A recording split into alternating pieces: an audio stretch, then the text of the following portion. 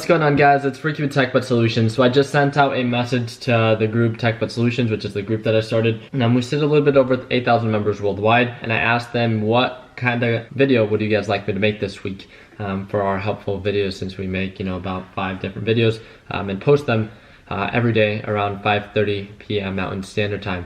And one of the most common ones is that I have a hard time getting in at a good price. So how do I identify, a good stock to go into, and how do I get in at a good price? So I think it really comes down to, first of all, understanding how to trade. So if you don't know how to trade, that's going to be one of your biggest issues, right? So getting in at a good price is being able to identify the good low points and the good high points. We call those support and resistance levels.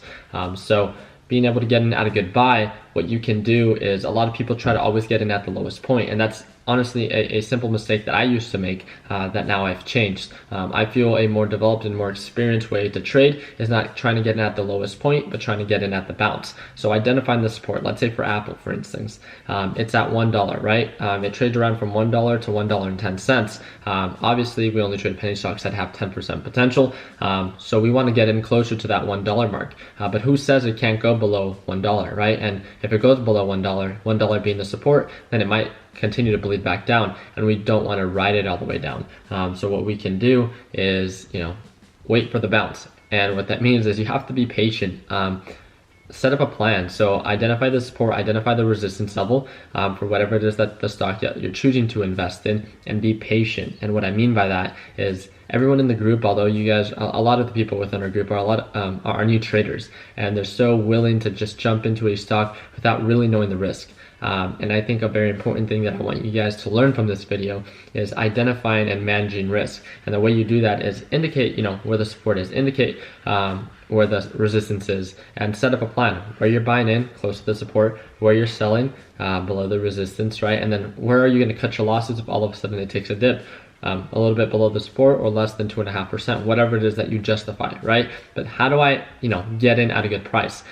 We have a different indicator that we use that's called EMA, and it's pretty much an indicator that shows upward momentum. And what that means is, if Apple's dropping from $1.10 and the support at $1, and then it bounces, and then it starts to rise, and it's now at 101, 102, that's showing upward momentum. That's proving that the support that you identified at $1 was valid, and now it's most likely going to ride up to the $1.10. So although you didn't get in at $1, you manage your risk. Now you know that if you get in at 101, that $1 was a support since that bounce happened, so you can get in at 102. And then once you get in at 102, then you know that you can sell around 110, or close to that 110 resistance, and that you can identify that you got in at a good buy point. You know that you can sell at a good sell point around 110, and if all of a sudden it takes a dip, you still did a good job identifying your support. But again, the stock just wasn't working for you. You cut your losses at less than $1 or at less than 2.5%. So you have low risk.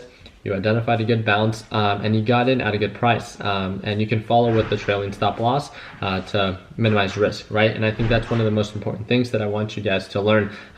It's not always getting in at the lowest point, but it's understanding that it's very important to get in at a good price, and I completely agree with that. But I want to make sure that you guys understand that it's not all about that it takes patience, and it takes time for you to identify that it's bouncing, that it's going up, and it's much easier, or much better, it's a way better feeling to see that the stock that you're going into is seeing upward momentum and buying in and riding it up, rather than, again, based on my experience, jumping in, trying to get at the lowest point, and all of a sudden it continues to drop. I think that's one of the worst feelings, and you're just like, dang, like, what am I doing wrong? Why do I keep riding it all the way down? I can never identify a good buy point. It's because you're not letting the stock, before you jump in, identify a true support, and you just choose to jump in.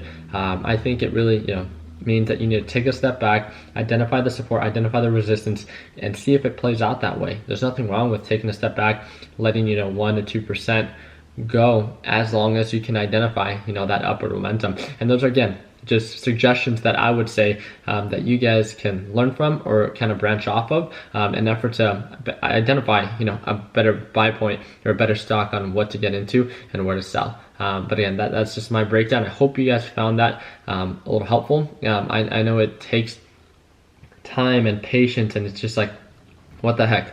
I'm just gonna go in at this price and hope for the best. I'm telling you, in the long run, that's not going to be useful. That's not going to be beneficial, and that's not going to lead to your success. So it's about having a plan, sticking to it, but being smart about it. Identifying upward momentum and writing it up. Again, it's a lot easier to write it up than to buy in at the lowest point and then all of a sudden it breaks, then you're in the red, you lost the day trade, and now you're upset because you can't identify a good buy point. So again, don't overwhelm yourself, be consistent, be patient, and have a plan.